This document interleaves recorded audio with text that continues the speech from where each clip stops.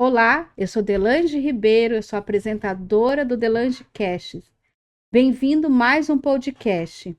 Hoje nós temos um convidado maravilhoso que vai falar de um tema que é de suma importância, que é a teologia da gratidão. Vamos aprender como ser gratos. E antes de iniciar o nosso podcast, peço que todos vocês possam se inscrever no nosso canal, compartilhar e comentar esse tema maravilhoso. Bem-vindo, pastor! Obrigado pela oportunidade. É sempre um prazer. O prazer é meu. E hoje a gente tem um pastor aqui, Neilson Xavier de Brito. O currículo dele, gente, é tão extenso que eu vou resumir um pouco. Ele é pastor desde 1981. Desde 1987, ele atua como pastor na Igreja Batista de Vila Pompeia. Doutorado, ele tem doutorado em teologia, área de concentração em teologia prática. Obrigada, pastor, por ter pegar o seu tempo, de estar aqui hoje conosco, né? De contar um pouco da sua trajetória de vida, né? E a gente começando, pastor, me conta um pouco, como foi sua infância, como foi a sua história familiar espiritual? Você já nasceu num berço evangélico? Como foi? Eu nasci num berço evangélico, sou bisneto de batistas da época da perseguição, ainda lá em Pernambuco, e tive uma infância compartilhada com igreja, rua, que eu brinquei muito na rua. Depois meu pai me deu a oportunidade ímpar de estudar no Colégio Americano Batista de Recife. Ali também foi muito marcante para a minha vida, mas eu brinquei na minha infância, apesar de começar muito cedo, assumir funções muito cedo. Na minha infância, recordação é brincar. Brincar dentro de princípios da igreja, do evangelho. A igreja fazia parte da nossa vida, fazíamos parte ativa da vida da igreja. E era a Igreja Batista? Era a Igreja Batista do Cordeiro, lá no subúrbio de Recife. E o senhor sempre foi tranquilo, ir para a igreja, gostava? Sempre, porque era uma época também, Delange, a igreja fazia parte da nossa agenda. Pai e mãe trabalhando na igreja, eu e minhas 3 irmãs, fizemos parte de todos os departamentos. Meu mundo foi aquele, até depois que eu chego na academia, a gente vai enfrentando outros espaços, né? Mas foi algo muito decisivo. Tive um excelente pastor do ponto de vista de mundo, de visão de mundo. Isso me ajudou muito. Uhum. Pastor, como foi sua caminhada na fé, né, no ministério? Houve algum evento específico que o senhor quis ser pastor? Teve um chamado ou não? Ou sempre quis ser pastor? Eu me converti, me batizei aos 10 anos, 68. Mas desde cedo eu falava ser pastor. Tanto é que nós morávamos numa rua, não tinha asfalto, meu pai não tinha carro. Quando chovia, ficávamos em casa e brincávamos de igreja, eu era o pastor. Então, durante muito tempo, eu tive na minha cabeça dois focos: a teologia e a medicina. Eu queria ser médico, pastor, talvez movido por uma influência de uma biografia que eu tinha lido de um médico, que foi pastor e missionário e médico na China. Mas durante muito tempo eu fiz essa caminhada. Uma época eu já não queria tanto ser pastor, mas depois eu volto para o rumo e começo a estudar aos 17 anos na teologia. O senhor então está há 44, vou fazer 44 anos de ministério. de ministério. E como pastor? De 44 de ministério, de pastor, já, da como ordenação. pastor. Fui ordenado aos 22 anos. Pastor, foi fácil? Desafio. Me ajudou muito o fato de ter sido criado na igreja. Eu conheço igreja. Mas há 2 pontos fundamentais na vida de um religioso: chamado e vocação. Não creio que alguém suporte cuidar de pessoas, de ovelhas, o pastorear sem essa convicção de chamado e vocação. É marcante na vida. Isso é algo decisivo. Como diz David Hansen, é a minha glória e a minha cruz, a minha bênção e a minha maldição. no sentido da convicção que eu fui separado para isso. É fácil ser pastor? Não. Por isso precisamos da direção do Espírito todos os dias, todas as horas. Porque eu acho que cuidar de ovelhas não deve ser nada fácil. E ultimamente, nos últimos 15 anos, a igreja mudou muito. E a demanda, eu falo isso para os meus alunos, a demanda é muito grande, a exigência é muito grande. O domínio de várias áreas, além de uma crise teológica muito séria, não é? A igreja passa por um momento muito difícil em que ela anda perdendo a simpatia do povo. E pastor, tem hora que o senhor tem vontade de mandar todo mundo para o céu? Porque não é fácil. Não é fácil. Por isso que se diz muito que o pastor é um solitário com Deus.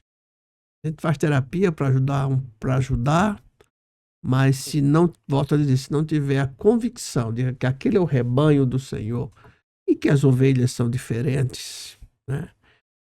Você para no meio do caminho. Não é fácil. Ainda mais estar tanto tempo no único local. Meu primeiro pastorado foi de 3 anos, meu segundo pastorado foi de 3, agora eu vou fazer 38. Na mesma igreja. Na mesma igreja. Não é fácil. Não é fácil. Talvez já não tenha a paciência que eu tinha para outras coisas. Mas também tem outra visão de mundo, outra visão de sociedade, outra visão das pessoas, outra visão do ser humano, das necessidades humanas. A minha área de pastoral, da teologia prática, ela é eclética, ela trabalha com a diversidade, com interdisciplinaridade. Isso foi muito bom para mim. Pastor, assim, o que eu observo às vezes, por exemplo, tem algumas igrejas que não tem necessidade de citar aqui, que são igrejas que estão mais cheias de gente, que tem mais a questão de teologia da prosperidade, que você vai lá, você vê a pessoa já é pastor, já é bispo, sei lá, e às vezes não passou pelo ministério, né, uma formação.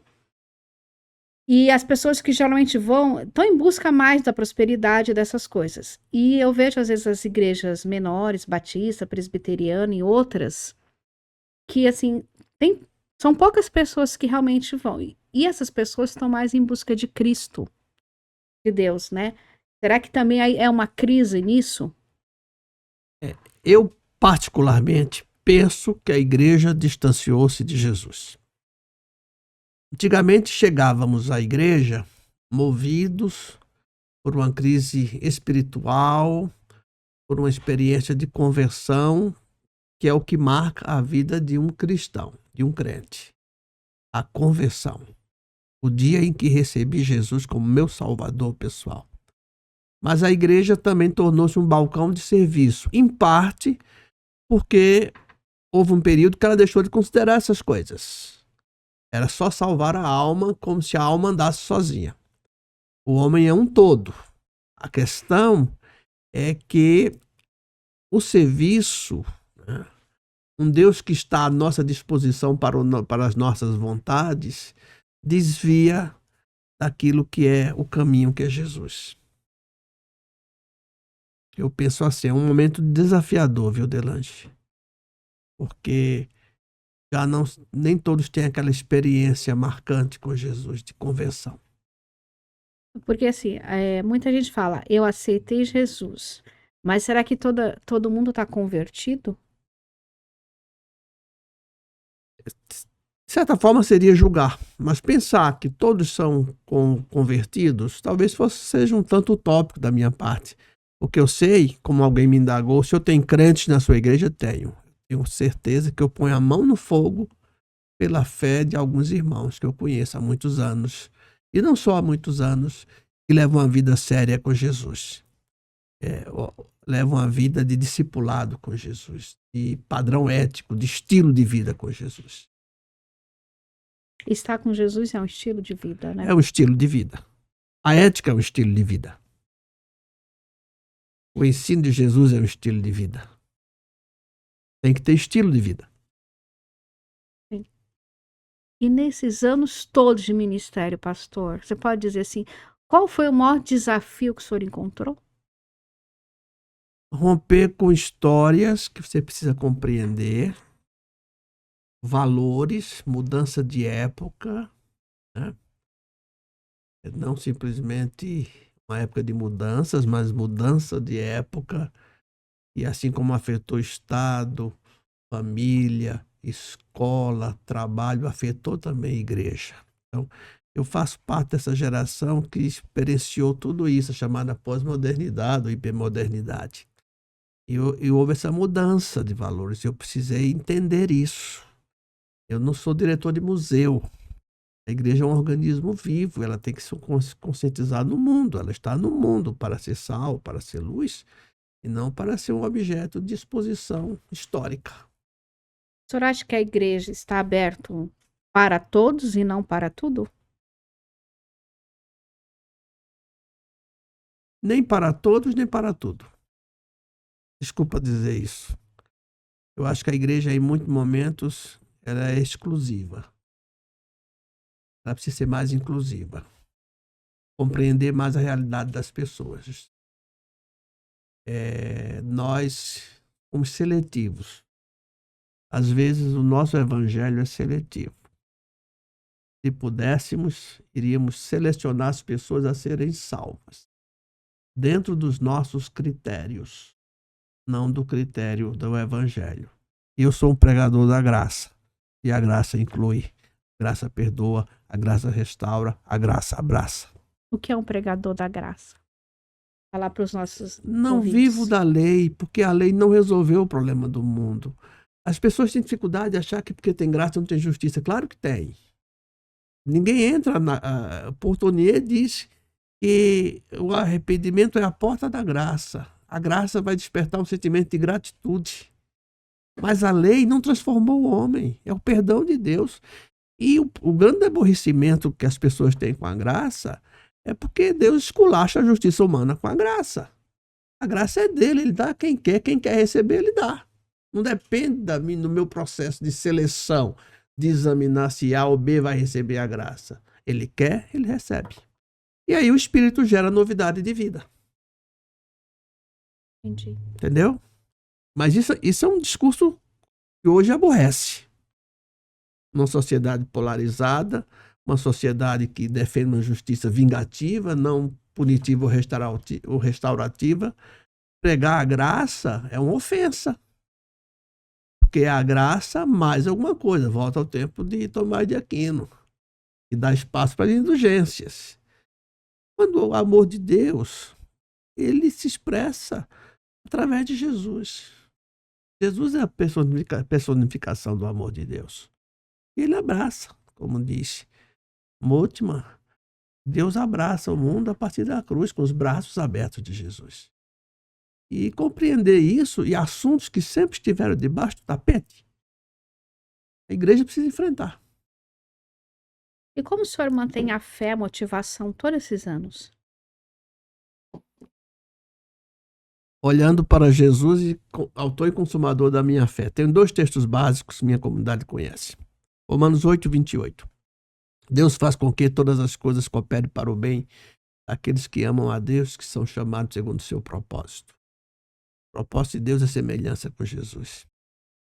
Eu preciso cada vez mais me parecer com Jesus e reconheço que tem dias que é muito difícil. Outro texto, Romanos 8, 32. Aquele que nem mesmo a seu próprio filho poupou, como não nos dará com ele todas as coisas? Eu não vivo pedindo a Deus coisas para o meu deleite. De carro modelo A, B, C. Eu nem sei modelo de carro. Nem sei. Eu peço que Deus me dê honestidade de vida, seriedade, sobriedade. Me deixe sair pela porta da frente da igreja que no tempo certo a gente tem que deixar.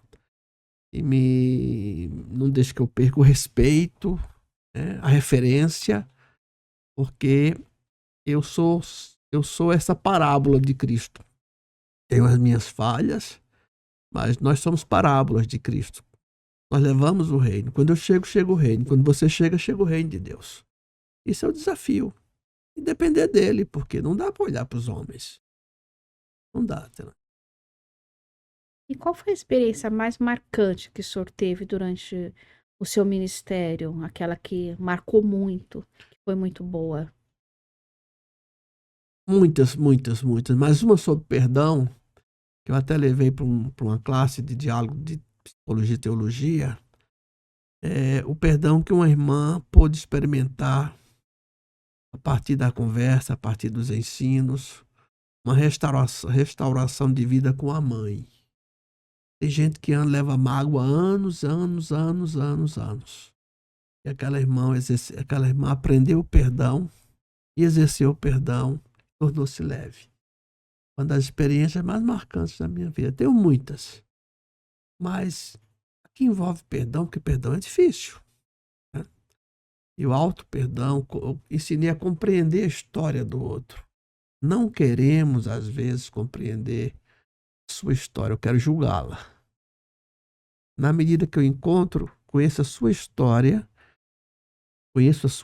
eu vou me colocando no seu lugar.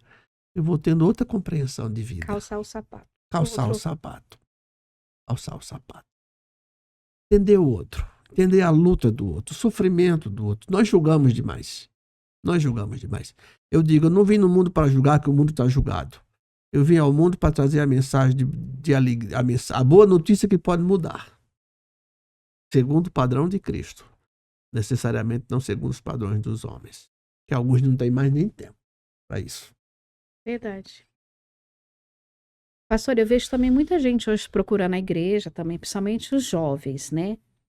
Qual conselho que o senhor daria, né, para essas pessoas que estão começando agora no ministério? Eu costumo dizer na classe, eu oro por eles porque me preocupo. Primeiro porque o ministério hoje é oferecido como um mundo de sucesso. Então é claro que todo mundo quer, boa parte, quer ter aquele padrão de sucesso que é exposto no ministério da mídia. Mas ser chamado, aprender sobre o primeiro degrau, tem que ter o senso da vocação e do chamado. Não consegue, Delange. O ministério não é uma produção de mídia, ainda que a mídia possa ajudar muito. Ela não é uma produção de mídia, não consegue permanecer, não tem essência, não tem raiz. Há uma planta lá no Nordeste e ela é verde sempre no sertão, mas não suporta vento. Ela cai. O senhor já falou disso. Esqueci o nome da planta.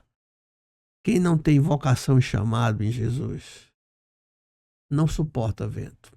E mesmo quando cai... Caroeira, não é? Não. E mesmo quando cai, ele sabe que o chão não é o seu lugar. Vai levantar por causa do senso de chamado. Mas é muito desleal hoje o mundo para os jovens, sabe? Eu penso, é muito desleal. Muito difícil. Então agora a gente vai falar um pouco do nosso assunto. Explicar pra gente, né, o que é a teologia da gratidão? Como o senhor define esse conceito? Ontem, na celebração da ceia, nós falamos um pouco sobre gratidão e eu fui procurar sobre teologia da gratidão. É um material escasso, excelente para pesquisa. Talvez porque tenhamos uma cultura de gratidão de subalternidade. Eu agradeço porque eu sou inferior. Quem é superior me ajuda, me faz um favor. Mas eu entendo a gratidão como reconhecimento da intervenção de Deus na minha vida através de diferentes mãos e situações.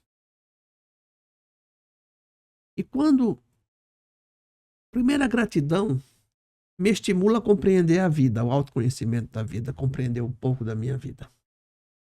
Por isso que nem sempre é fácil ser grato. Porque para que eu tenha gratidão, eu tenho que ter consciência da situação em que eu me encontro, o que eu me encontrava.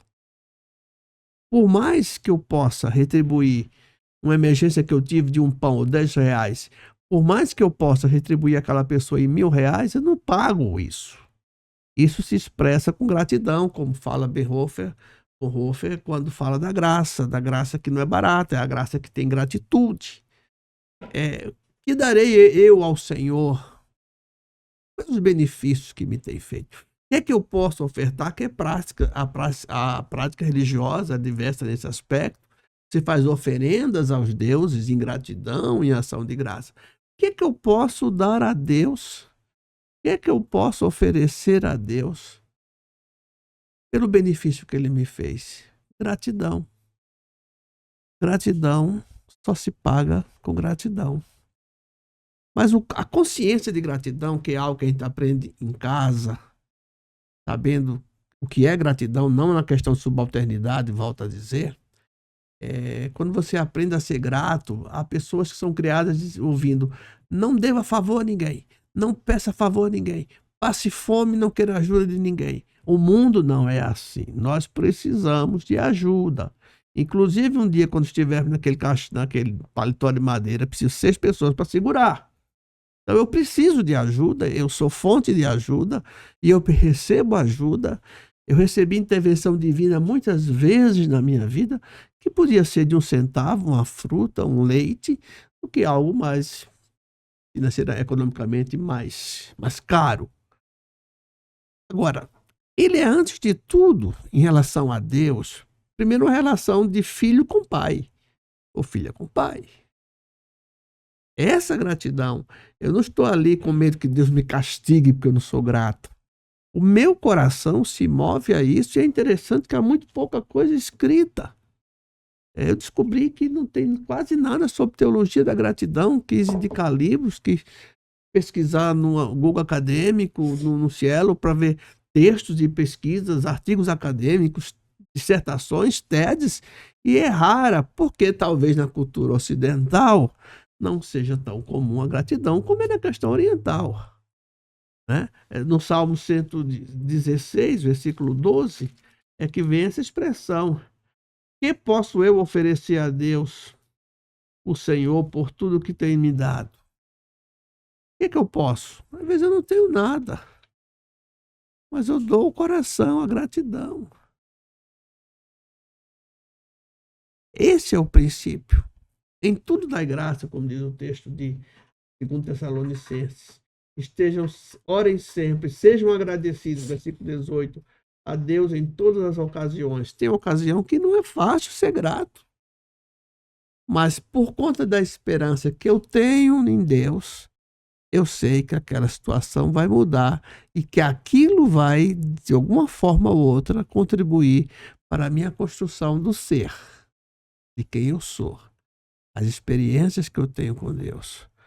Por isso que eu entendo, filosoficamente, a gratidão como a mãe das virtudes.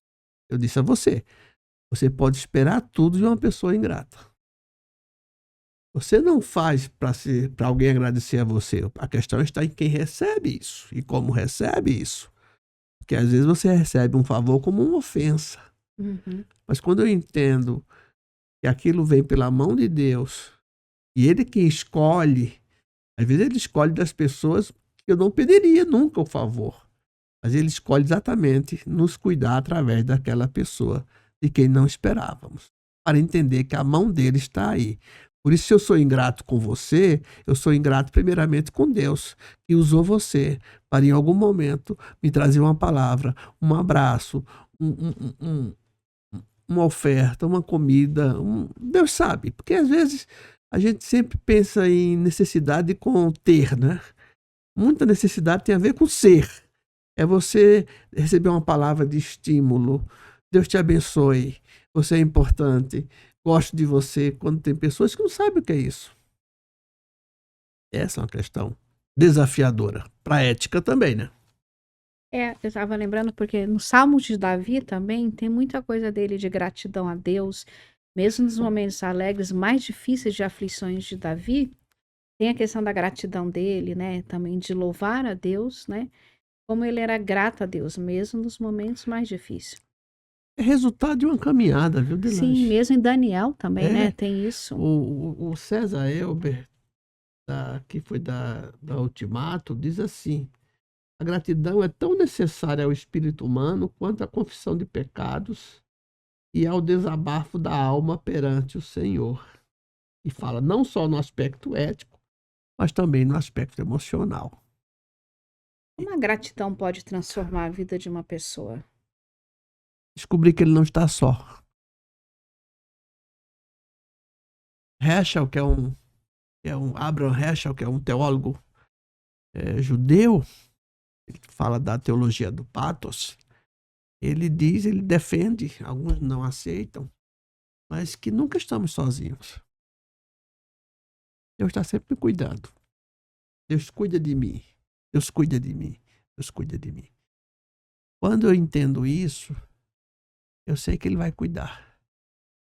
A gratidão traz isso. Eu olho, como costumo dizer, eu olho a vida pelo retrovisor e vou vendo quantas mãos foram estendidas, quantas situações, quantos momentos cruciais na vida você é salvo no último minuto, no último segundo do segundo tempo do jogo.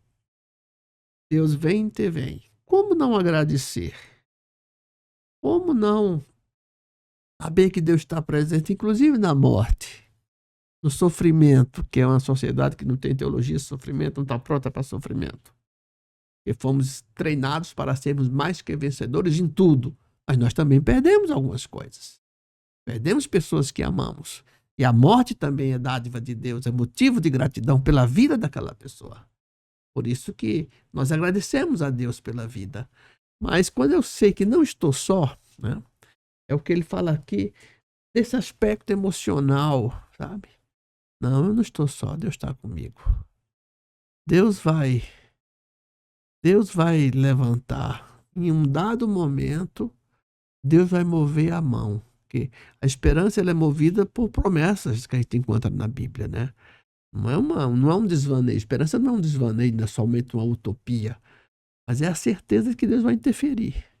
Por isso eu sou grato. Não foi como eu queria? Não foi. Deus sabe, eu creio que Deus sabe o motivo e eu sou grato.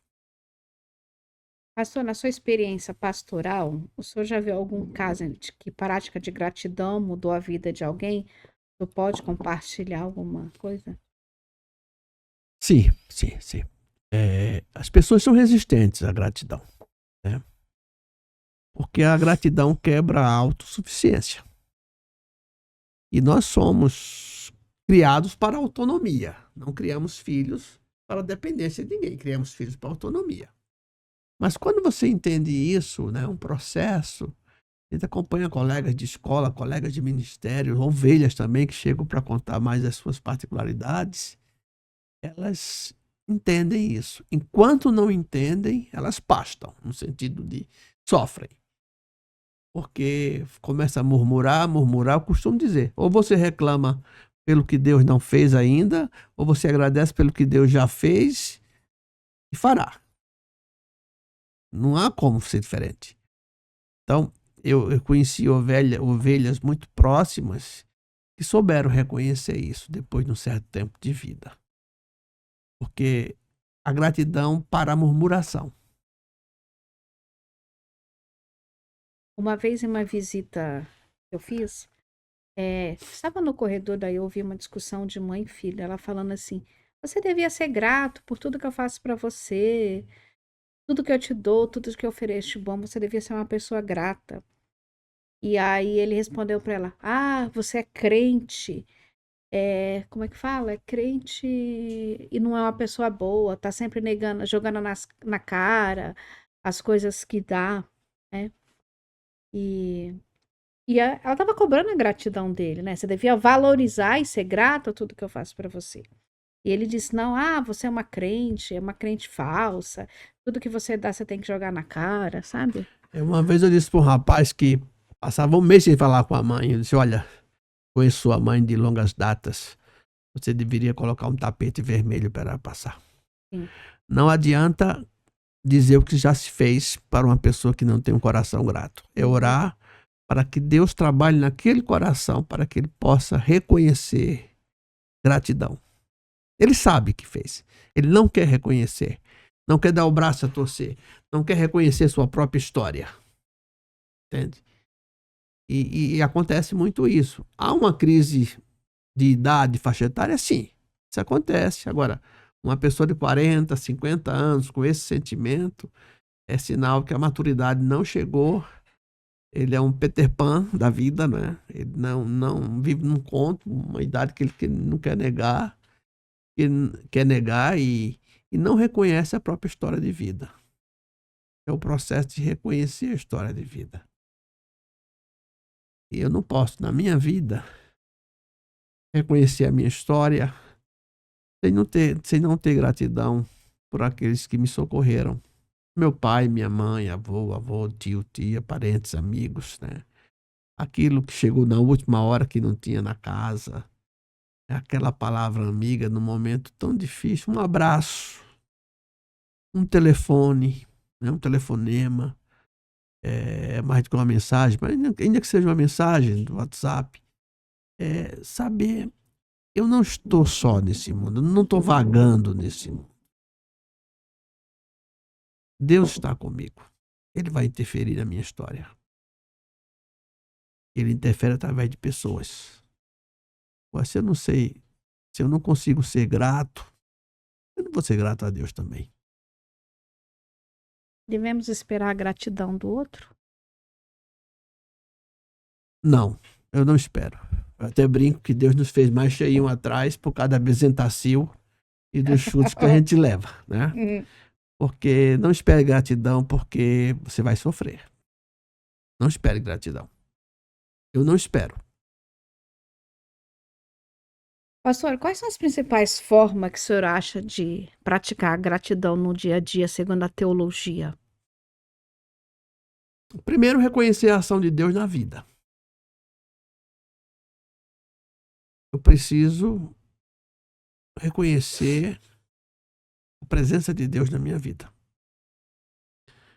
Eu preciso reconhecer que na direção do Espírito Deus cuida de mim, está cuidando. Se eu entendo isso, eu vou compreender as outras coisas, em termos da gratidão. Às vezes Deus permite situações para você, é para você abençoar outras pessoas. Você me dá algo, eu te agradeço. De repente eu não estava precisando naquele momento. E lá na frente, aquilo que você me deu, que eu agradeci, vai servir de bênção na vida de outros que vai agradecer, que vai ensinar gratidão, que vai ensinar honra, que vai ensinar não desprezar o dia das pequenas coisas. Bonito. Essa é uma situação que eu penso assim. Como a gente pode ensinar a futuras gerações a serem mais gratas? Eu me senti estimulado ao tema. Não sei em que momento vou parar para escrever, quando vou parar para escrever. Talvez fazer uma série de conferências na igreja sobre gratidão. Forçar os preletores a estudarem sobre gratidão, porque há pouca coisa, Sim. viu? Pouca coisa. Você vai ensinar, vai aprender muito mais na filosofia oriental do que em textos teológicos sobre isso, né? E no Ocidente, que isso não é tão comum. Havia uma coisa que eu admirava muito no tempo de construção da igreja. Os ajudantes de obra, aquele pessoal todo, sexta-feira eu pagava mais cedo, que iam para o banco mandar dinheiro para a mãe. Eles têm um respeito por pai e mãe, principalmente pela mãe, e gratidão, sabe? Então a cultura nordestina talvez cultive mais isso. Mas não toda a cultura ocidental acha que às vezes não fez mais do que a obrigação, né? Alguém que pensava que a mãe gostava de uma parte do frango, até o dia que ele descobre que não, ela comia porque para deixar o melhor para os filhos. Então eu vejo essa gratidão, eu vejo pessoas muito pobres, pessoas que subiram na vida e papai e mamãe dá tudo, o respeito e a gratidão que chega a emocionar a gente, né? Agora, isso primeiro é com Deus. Eu não reconheço em você a prática de Deus na minha vida, a encarnação de Deus na minha vida, naquilo que eu estou precisando. Não vou ser grato. É verdade. O oriental, ele tem muito essa coisa da gratidão. E eu lembro há muitos anos atrás, uma senhora japonesinha, eu estava com dificuldades no trabalho, e ela falou assim, faça um caderno de gratidão, agradeça a Deus, né? Tudo que você tem na sua vida, né? Então, aí eu fiz o caderno e eu tenho vários cadernos de todos os anos, né? Acho que desde 2003 para cá. E aí eu fiz o caderno de gratidão, desde agradecer meus professores do ensino fundamental, do ensino médio, todas as pessoas que passaram na minha vida. Então eu tenho esse hábito do meu caderno de agradecer a tudo, sabe? O ar que eu respiro, agradecer a Deus, agradecer as pequenas coisas. Eu acho que a gente tem que ter um coração grato, ter esse exercício da gratidão. No meu primeiro ministério, tinham 2 diáconos, de marido e mulher, irmão Hermínio e dona Carmélia. Família muito pobre, grande. O irmão Hermínio tinha um caderninho desse tipo. Ainda que o trem tivesse lotado, ele agradecia pelo trem, porque ele podia chegar num local do trabalho. Eu admirava. Ele tinha anotado no caderninho dele, frente do seu, todas as bênçãos daquela semana, tudo que Deus tinha feito por ele. Agora, e como perceber tudo isso e não agradecer a Deus? A gente só agradece a Deus talvez em catástrofes, porque nos livramos, sobramos da Covid, sobrevivemos à Covid e deixamos de agradecer o dia das pequenas coisas, como fala Zacarias. Nessa prática da gratidão mesmo, galera, quando eu escrevo, eu também mudou muito a minha relação com as pessoas, assim, a questão da gratidão, assim, tudo melhora. E a gratidão, acho que é a memória do coração, a gente tem que ser grato, né? Como tá na Bíblia, dê graças a tudo, né? A tudo dê graças, né? Eu posso divergir das pessoas, mas o meu sentimento de gratidão faz com que essa divergência tenha um limite. Sim. Porque eu nunca vou poder pagar aquilo que foi feito por mim. Posso pensar diferente, mas jamais você vai ouvir da minha boca uma ofensa. Eu sou grato. Pastor, qual que o senhor acha que é o maior desafio hoje para cultivar a gratidão nos tempos atuais? Nós vivemos uma sociedade marcada pela autonomia, pela individualidade, pela meritocracia, pelos guetos, né? E um Deus de uma teologia que vem dos anos 60, e um Deus que, de certa forma, é obrigado a me dar as coisas. Quando eu reconheço a minha finitude, eu preciso reconhecer que o Espírito está comigo na minha fraqueza, e quando eu não sei o que falar, Ele também fala por mim. Quando eu reconheço a minha finitude, e reconhecer finitude, um aspecto numa sociedade de autonomia, e a gente ensina os filhos a autonomia, é decisivo para a questão da gratidão. Enquanto eu achar que a minha capacidade de gerenciar pode, que é só uma questão de confissão positiva, às vezes de mente, eu não entendo a minha insuficiência. E quando eu entendo a minha insuficiência, eu busco naquele que é suficiente, que é Deus. Por isso a oração é o reconhecimento da minha insuficiência. E se eu preciso, Deus sabe. E às vezes nem eu tenho consciência. Porque acontecem coisas na nossa vida que não compreendemos no primeiro momento. Até um dia que passamos a entender, olhar a vida, eu olho a vida lá para trás e percebo que Deus esteve na condução daquele vagão que parecia desgovernado. E é verdade. E se a gente analisar lá atrás, né, na época de Abraão, quando está com o povo no deserto, onde Deus dá tudo, todo dia o maná, mesmo assim as pessoas não são gratas, elas ainda reclamam disso, né? Tá recebendo de tudo, a água, a comida, tudo, né? E estão sempre reclamando, né? Tem pessoas que são assim, que só reclamam da vida, só vê coisa ruim e não tem um pouco de gratidão. Por isso que eu acho que deveríamos fazer com jovens, com crianças, uma miséria tour. Né? Um tour pela miséria das cidades. Quando eu chego numa cidade, a primeira coisa que eu pergunto geralmente a um taxista, onde vive a pobreza dessa cidade? Onde está a pobreza dessa cidade? Dependendo do lugar, eu vou eu vou entender as políticas públicas da cidade. Então, eu não me reconheço isso, eu não me incluo nisso. Eu tenho 44 anos de ministério, eu já vi muita roda gigante girar.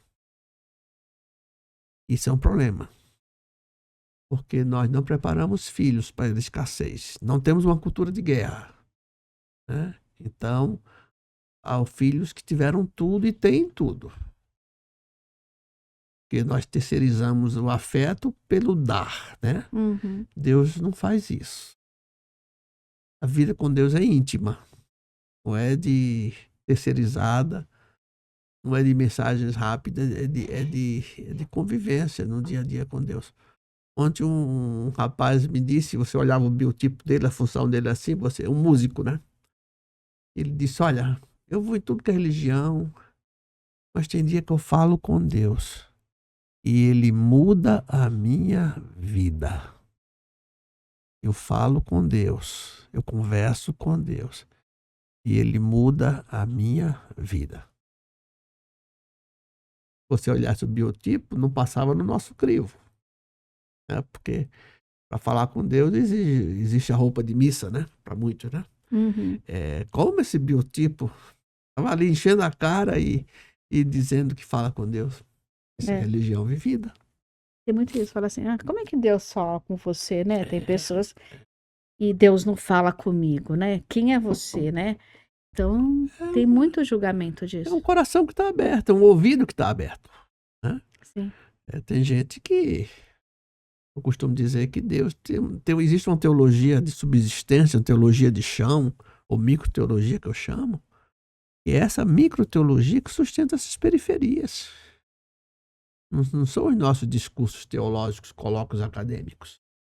Essa teologia, isso que corre na boca do povo como dádiva e bênção de Deus. Está tudo certo? Do ponto de vista teológico, talvez não. Mas merece análise, merece reflexão. O senhor acha, no seu de ministério, não sei, dá para o senhor fazer uma análise, que as pessoas mais gratas são os pobres ou os ricos? A gratidão não se divide pela sua condição econômica. Há pobres arrogantes e ricos arrogantes. É mais comum entre os pobres, claro. Porque entre os ricos o atendimento é outro também, não é? É uma palavra que você nem lembra que disse. Uhum. Olha, pastor, tal época assim o senhor falou isso para mim. Eu sou tão grato à sua vida. Então, não é. O padrão econômico não é para isso. Como a doença não é. Você viu o caso dos 10 leprosos. Um agradeceu. Então, não é. Um só agradeceu, né? Voltou. Tive experiência de gente que foi curada e que mostra toda a fé de Deus. Então, a necessidade não define a gratidão. A gratidão é definida pelo espírito grato, pela atitude de reconhecimento de que Deus fez e usou alguém para fazer. E que Deus quebra as minhas pernas, o meu orgulho, quando coloca alguém que eu não gostaria que estendesse a mão para mim. Sim. Sabe? Para explicar, ele está dizendo, olha filho, eu sou Deus. E eu uso o que eu quiser e quem eu quiser. Mas eu não deixo você sozinho. É verdade. Pastor, o senhor pode explicar como a gratidão é apresentada na Bíblia e como ela é relevante no mundo de hoje? Especialmente a fé judaica, neotestamentária também, ela é fundamentada, ela é muito rica na questão da gratidão, né? Tudo bem que são povos orientais, mais dados, sim, né? Às vezes você não sabe entender como as pessoas expressam essa gratidão. Na igreja vai no ensino. Se o líder é grato, não aquela gratidão de púlpito para inglês ver, sabe? Aquela rasgação de seda. Sim. Mas entende, por exemplo, na igreja, na comunidade, ela é feita pelo voluntariado. Pessoas que trabalham a semana toda e dedicam um tempo ali. Eu sou muito grato a Deus por isso, sabe? E eu sou grato a Deus pelas experiências vividas, pela pelos dias bons e os dias maus. Uhum. Se não tivesse os dias maus, eu não saberia o que seriam os dias bons. Eu não teria definição, não saberia, estava confuso. Mas eu vejo pelo ensino e a prática. Talvez envolver uma prática de gratidão dentro do ambiente. E quais são os personagens bíblicos que são grandes exemplos de gratidão que podemos aprender com eles? Paulo. Sim, Paulo eu considero alguém que a graça é muito evidente na vida dele, né? Eu fui perseguidor, injuriador e caluniador. Deus me fez isso. Pela graça sou o que sou, né? Turrão, muito turrão. A experiência de Noemi e Ruth traz isso Sim. também, visto em mais profundidade. Davi faz isso, né? Daniel, né? Daniel, Abraão, os apóstolos, sabe? Como eu disse, mais do que palavras, gratidão é um estilo de vida. Como ética, é um estilo de vida. A gratidão deve fazer parte da minha vida. E não é aquela gratidão chata. Muito obrigado, muito obrigado, muito obrigado. Sabe? Não é uma rotina. Tem que ter vida no que fala. Tem que ter expressão. Como dizia uma pessoa que estava com surto psicótico na estação de trem de São Leopoldo, dizendo: para falar de Jesus tem que ter amor na boca. Então, para falar gratidão tem que ter amor. Uhum. Não é só um traquejo social. É porque a gente percebe quando a gratidão de coração, quando é só da boca para fora, né? Para inglês ver. Porque, como eu disse, primeiro passa por Deus, Delange. Se não passar primeiro por Deus, não tem sentido. Pastor, você pode recomendar a leitura ou reflexão bíblica para aqueles que desejam aprofundar sua gratidão? Eu trouxe um livro chamado Teologia do Cotidiano, da Ultimato, do pastor Elben César. Eu acho que você tem a reflexão dos Salmos, que ajuda isso, né? E entender a murmuração também, como Deus trata a murmuração, né? Porque ninguém teve mais sinais que o próprio povo de Deus, o povo de Israel, e foi um povo às vezes ingrato, né? Ingratidão não agrada a Deus, né? E essa reflexão do Novo Testamento, em tudo dai graças, porque essa é a vontade de Deus. Olha, isso é um exercício de vida espiritual, emocional, psíquico, tudo que você puder imaginar. Em tudo dai graça, porque essa é a vontade de Deus. Teu carro bateu. Bateu porque eu podia ter uma batida. Poderia. Também é motivo de gratidão. Deus sabe que ele me livrou, não sei. Não conheço o dia da manhã, a gente conhece. Diz, né? Foi um livramento, né? Foi um livramento. Como a gente viu recentemente, aquele avião que caiu em Indaiatuba, vários perderam o voo. Teve um até que brigou, quase bateu no funcionário lá, porque perdeu o voo, né? E depois voltou para agradecer. Mas entende que é um processo de caminhada? Sim. Né? É um processo.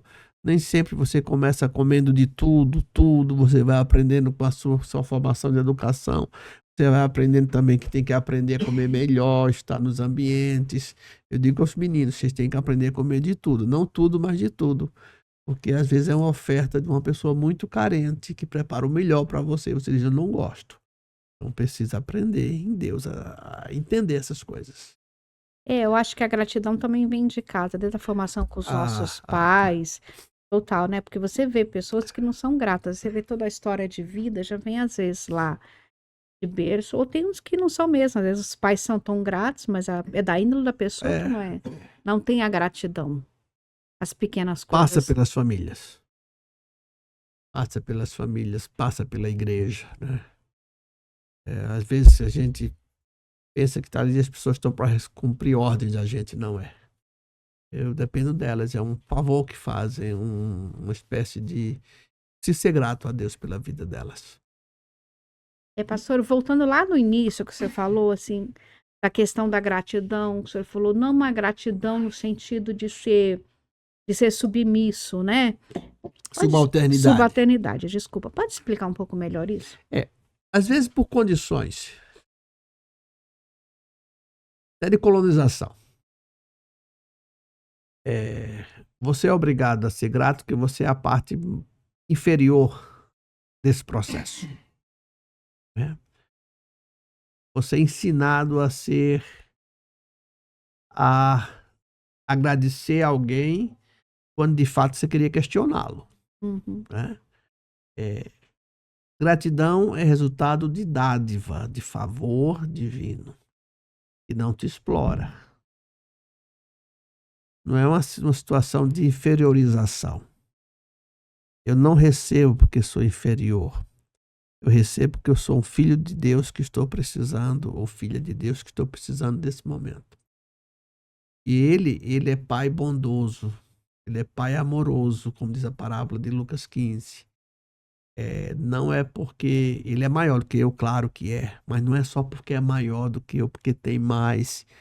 Eu costumo dizer, a mão não vai além do coração. Se o coração vai longe, a mão vai longe. Então, não é esse favor, porque algumas pessoas, eu dei uma roupa usada, mas estava boa, ela nem agradeceu. Então, tem muito isso às vezes, sabe, Sim. Tenage? É uma ideia Claro. de, eu tenho ajudar, faz bem ao meu ego. Uhum. Eu não reconheço isso como uma bênção de Deus, que me permite ter, que eu poderia não ter, para compartilhar com o outro. O ego é deixado de lado. Sim. Entende? E também tem algumas pessoas que ajudam. Gente, ela foi lá, tipo, é uma compra. Vai ter sempre aquela pessoa, sabe? Exato. Ajuda alguma coisa, ou sei lá, dá um emprego na tua empresa, ou dá um presente, alguma coisa, com segundas intenções. É uma forma de manipular, Sim. né? De conservar poder, de conservar autoridade. Ou você vai ajudar, não, fulano tem que comer isso aqui. Uhum. Mesmo que ele não goste, é igual dar um presente. Eu vou dar um presente. Eu penso o que é que eu posso comprar. Eu vou procurar algo que pareça com você. E dentro do que eu posso, eu vou fazer o melhor que pareça com você. Então, o meu presente é resultado daquilo que eu pensei a seu respeito. Não apenas um valor econômico. Uhum. Porque dar por dar não tem sentido. Tá? Então, eu entendo quando eu sou instrumento de bênção. No momento eu nem estou percebendo isso, mas a minha propositura é ser instrumento de bênção. Sabe? Eu não tenho que dar o pior, né? Eu não tenho que dar uma coisa vencida na cesta básica que eu estou obrigado a comer e tenho que agradecer. Então, essa questão de subalternidade, essa diferença de classe, tudo isso, se não for trabalhado também no ensino, precisa também ser trabalhado na doutrina da gratidão, na teoria da gratidão, no conceito filosófico da gratidão, porque às vezes eu estou dando aquilo que de fato é meu direito ter. Uhum. Não é favor, é meu direito. Entende a diferença? Eu estou falando do mover da mão de Deus para socorrer quem está em necessidade. Outros geram necessidade para aparecer como benfeitor. E não é isso. Sim. Essa é a Muita ideia. gente faz caridade com o chapéu do outro. Com o chapéu do outro e ver se tem um flash. Um flash, tem muita gente tá sempre procurando um flash para sair na mídia, tudo isso. As pessoas valorizam, infelizmente, né? Mas, pastor, voltando também lá nisso, o senhor falou lá. Você falou de crentes éticos, justos. O que é ser um crente hoje em dia? É um termo antigo, né? Hoje é mais evangélico. Uhum. É um termo antigo. Fundamentalmente é aquele que crê em Jesus como seu Salvador, Senhor e Salvador, pessoal. A postura de um crente. Postura de Cristo. Sempre a postura de Cristo. Por isso, nós estamos enfrentando o problema agora da inteligência artificial. Qual a solução para a inteligência artificial? Vai ser a ética logarítmica. Qual a solução para esse mundo? A ética, do ponto de vista cristão, do ensino de Jesus, não de um comportamento imposto, fundamentalismo ou legislação de igreja. Então, o crente é alguém que está cada vez mais ligado a Jesus no estilo, na palavra, no jeito de ser. Quem anda com Meu pai era despachante no porto. E quando chegavam os navios de bacalhau, ele chegava em casa cheirando a bacalhau. Vamos dizer isso. Quem anda com Cristo, cheira a Cristo. Você vai escolher na vida. Ou cheira naftalina ou cheira lavanda. Lavanda você amassa, ela tem perfume. Naftalina mata as traças, mas mata as pessoas também. Então você escolhe. Quero cheirar a naftalina ou quero cheirar a lavanda? Quero cheirar a Jesus ou quero cheirar a lei? Lei não salvou ninguém. Lei mata. Lei mata. O amor de Deus restaura, muda e dá dignidade de vida de quem perdeu a dignidade. Verdade. Pastor, eu gostaria que o senhor olhasse para essa câmera e falasse alguma coisa, uma mensagem final para os ouvintes sobre gratidão. O que o senhor gostaria de dizer sobre isso? Eu creio que, assim como o perdão, quem mais lucra, se eu posso falar assim, com a gratidão, sou eu. Porque na medida que eu sou grato, eu reconheço Deus na minha vida e a ação dele na minha vida. E eu reconheço que Deus usou a diversidade dele para me alcançar. Então, se hoje eu recebo, é porque Deus cuidou de mim. Eu preciso ser grato. Eu sou grato, sou motivado a ser grato. Eu abro mão do egoísmo, eu abro mão até das ofensas, né? Para que eu possa aprender a receber e a agradecer. Em tudo dai graças, que essa é a vontade. É isso aí. Pastor, e terminando aqui, eu gostaria de fazer uma pergunta final para o senhor. Se o senhor tivesse 5 minutos, com quem o senhor gostaria de ter?